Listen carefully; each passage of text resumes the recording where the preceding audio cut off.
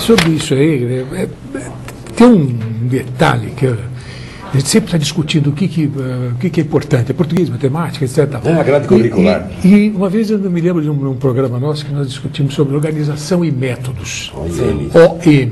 Lembra da OM? O que é OM? OM, na primeira série que o indivíduo chega, é uma coisa. No maternal já deveria ter.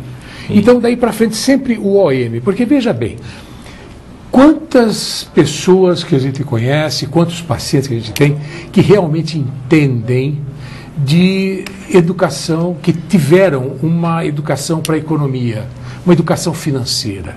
Quer dizer, a gente vê que as pessoas gastam, se dividam, fazem essa folheada toda. Educação política, a educação para o outro. Economia doméstica, etc. Educação sexual. Então, fica sempre esse aspecto de que está faltando alguma coisa de prático, sabe, para ser ensinado. Tá.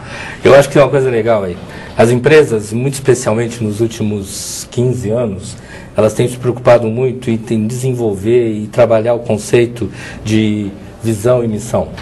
Né? Então a gente chega em algumas empresas, tem lá uma plaquinha, né? A visão da nossa empresa, o que nós estamos vendo, como é que nós vamos atingir o que estamos vendo. Depois que a gente sabe o que a gente sonha, então eu sou dono de uma padaria e eu quero ser a padaria mais lembrada na hora que se falar em pão de queijo na região nordeste do estado de São Paulo. Tá, pô, esse é o objetivo? Ótimo. A partir daí que nós vamos discutir qual a receita do pão de queijo, quem que vai fazer. Então eu tenho que ter a visão e a missão. E às vezes a família não sabe qual a visão que ela tem do mundo, que missão que ela quer cumprir. E aí, se você não sabe isso, o que o vizinho falar, o que o outro falar, o que a televisão falar, qualquer coisa que chegar, vai te jogando. E se você se perde na sua visão e missão, você não consegue transmitir mais nada. Então, quando a gente chega na questão objetiva, né, o que nós vamos trazer? Vamos ensinar economia? Ótimo. Então eu preciso de um pai que chega em casa para o filho e fala: filho, já passei por um monte de dificuldades, sabe? Fiz burrice nisso, burrice naquilo, aí eu resolvi me equilibrar, agora eu consegui. Vamos sentar junto para a gente entender como é que faz para cuidar do nosso dinheiro aqui em casa? Né? Mas tem pai que fala assim: mas o que adianta? A gente economiza, o governo acaba com tudo. Nem liga para isso, não, é bobagem. Pô, ele não tem uma visão clara do que ele está querendo no mundo, ele só sabe reclamar. E talvez aí esteja um problema. No mundo onde as pessoas reclamam muito, você não sabe o que você está buscando, né?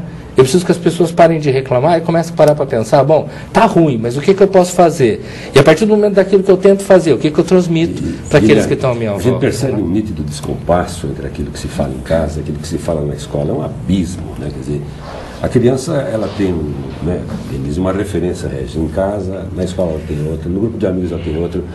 Sim. As famílias estão muito distanciadas da escola. Tem que incorporar isso, aproximar mais, trazer mais as famílias para dentro da escola. Aquele projeto da Marta Suplicy, eu não morro de amores pela Marta Suplicy, mas aquele projeto dela foi muito bacaninha. De, nos fins de semana, abrir a escola para a comunidade. Sim. E participação de pais. Quer dizer, de repente, o grau de socialização da meninada era espetacular. Agora, eu pergunto só para essa parte da educação que me interessa muito também, me permita, Denise, educação para quê? O que você tem hoje? Para mercado? O que as escolas estão formando nos vários níveis?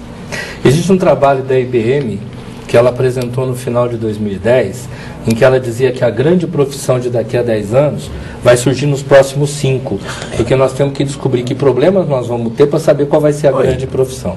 Então, quando você fala educar para quê? Eu acho que, em primeiro lugar, educar para desenvolvimento de network, capacidade de comunicação, troca de ideias e convivência, tá? Para desenvolvimento de uma coisa, numa expressão bem popular, que é jogo de cintura, né? O jovem ele precisa estar preparado, não para ser eclético, porque isso aí beira a se perder, tá? Mas ele tem que estar preparado para a diversidade do mundo que vai na frente dele. Na medida em que eu vou me preparando para ter contato com pessoas e para as variáveis que o mundo me traz, aí sim, os conteúdos, quer sejam da escola regular ou de uma universidade, eles vão ser absorvidos e usados como ferramentas para poder trabalhar o mundo, para poder mexer com esse mundo, né? Agora, quando eu falo assim, não, eu vou educar meu filho para uma carreira tal, eu vou educar meu filho para ele ter uma sustentabilidade no mercado que existe, tal, o mercado que existe, não sei se vai existir. Exatamente. Né? Então você vai fazer, eu vou fazer o curso tal, porque esse curso é muito bom, daqui a 5 anos, não sei se ele é muito bom, não sei qual é o mercado que vai ter, né? Então, na medida em que eu não sei o que vem pela frente, No passado também não sabíamos, mas talvez essa mudança acontecesse cada 50 anos. Demorava muito. E hoje ela é muito curtinha, né? Então, na medida em que eu não sei o que vai acontecer lá na frente, eu tenho que estar preparado para enfrentar as diversidades e construir a partir delas.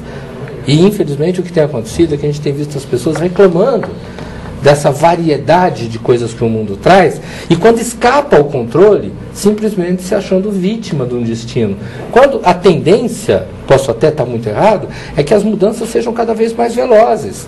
E nós vamos ter que aprender a andar atrás das mudanças, prestando atenção em quais vale a pena um processo de adaptação e quais que não vale a pena. Eu vou ter que aprender a julgar o mundo um pouquinho e me posicionar diante desse mundo. Tá certo. Denise, vamos lá colocar aqueles temas que você gosta de apreciar? Sobre essa questão, eu diria assim, né? Eu costumo dizer que hoje as pessoas estão ficando imensamente ricas no QI e imensamente pobres no QE. Né? Então, coeficiente de inteligência altíssimo e coeficiente emocional zero. Né? E eu costumo dizer assim também que os pais estão, por incrível que pareça, num mundo tão informatizado e com a velocidade de hoje, os pais estão formando os seus filhos para o mercado de trabalho. Ponto final.